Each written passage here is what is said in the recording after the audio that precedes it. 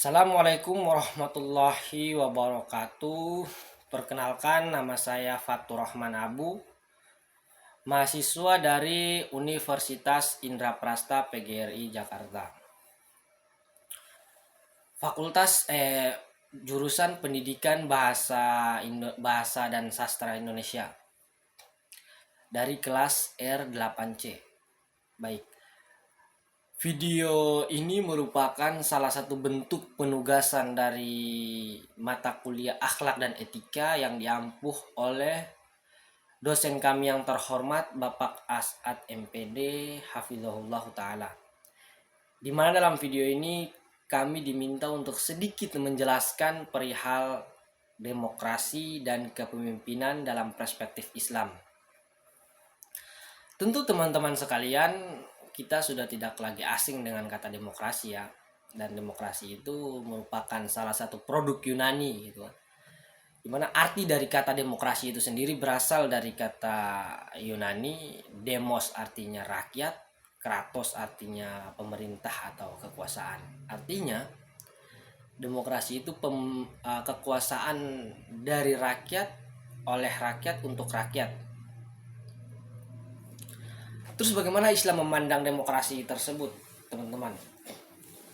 Sekilas kita melihat konsep keadilan yang ditawarkan oleh demokrasi itu memang sejalan ya sama Islam, apalagi dalam demokrasi itu ada namanya musyawarah. Dalam Islam sangat dianjurkan untuk musyawarah, di mana sebagian orang yang berasumsi atau beranggapan bahwa demokrasi itu adalah bagian dari Islam, bahkan dianjurkan oleh Islam, di mana mereka berdalil dengan salah satu ayat dari Quran, surah Ali Imran, fa'fu anhum wastaghfir lahum wasyawirhum fil amr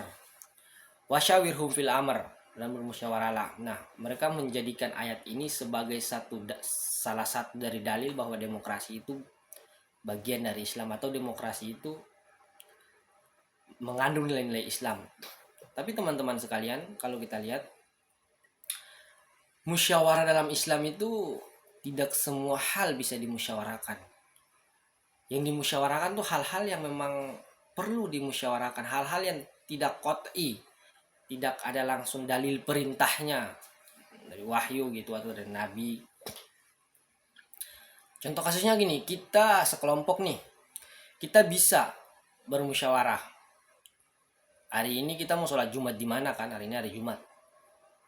Tapi kita nggak bisa bermusyawarah hari ini kita mau sholat Jumat apa enggak, dalam keadaan atau kondisi kita diwajibkan untuk melaksanakan sholat Jumat.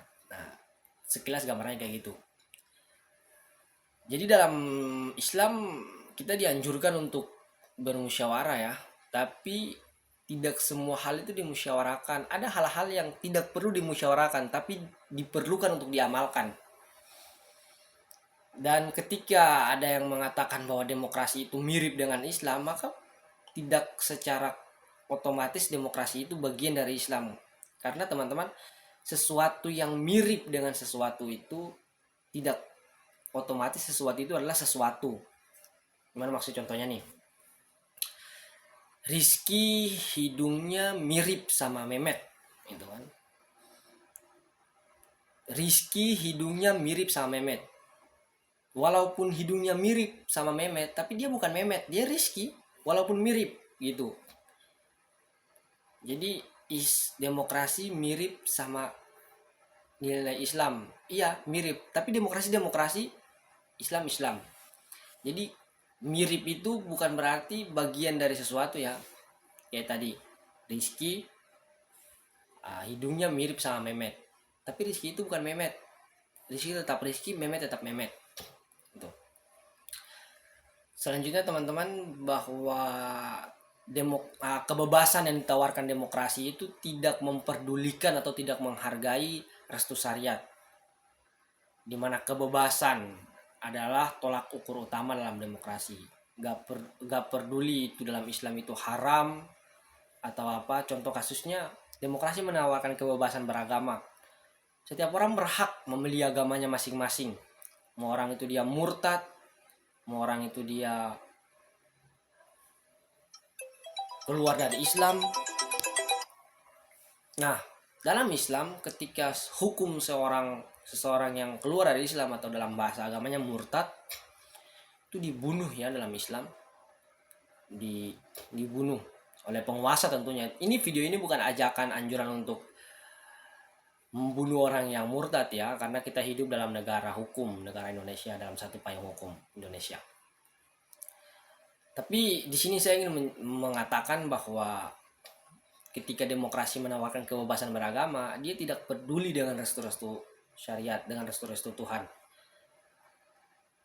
Bagaimana mungkin kita mengatakan bahwa demokrasi itu bagian dari Islam, sedangkan demokrasi mengamini orang yang murtad dengan dalih kebebasan, sementara Islam tidak mengamini itu, bahkan disuruh dibunuh. Nah itu, jadi ada salah satu nilai yang dalam demokrasi yang sekilas nampak mirip dengan Islam, yaitu musyawarah. Tapi musyawarah dalam demokrasi itu beda ya sama musyawarah dalam Islam.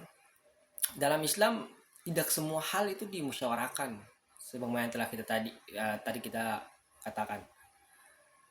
Dahulu di zaman Umar bin Khattab itu beliau mendirikan majelis syuro juga yang terdiri dari beberapa sahabat senior. Ada Ali bin Abi Thalib, ada Utsman bin Affan, ada Abdurrahman bin Auf, dan beberapa sahabat lainnya. Artinya dalam demokrasi kepemimpinan itu ditentukan oleh suara mayoritas. Tetapi dalam Islam kebenaran atau kepemimpinan tidak ditentukan oleh suara mayoritas, tapi ini soal kelayakan.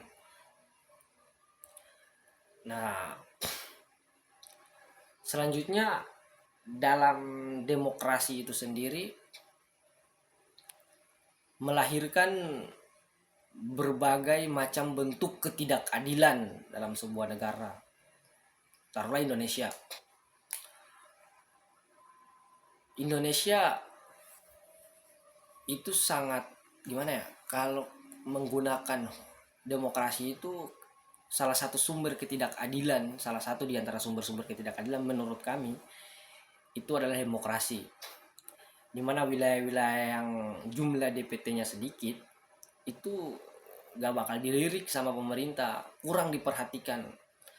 Pemerintah lebih fokus kepada daerah-daerah yang memiliki jumlah DPT yang lebih besar, Jawa Barat. Kenapa? Sebagai satu kendaraan dan ongkos politik untuk pertarungan selanjutnya. Mereka gak akan pernah lihat itu Maluku, mereka gak akan pernah lihat itu yang orang-orang timur. Kenapa? Karena potensi mereka merebut kekuasaan tuh sedikit, jumlah DPT di sana tuh sedikit gitu.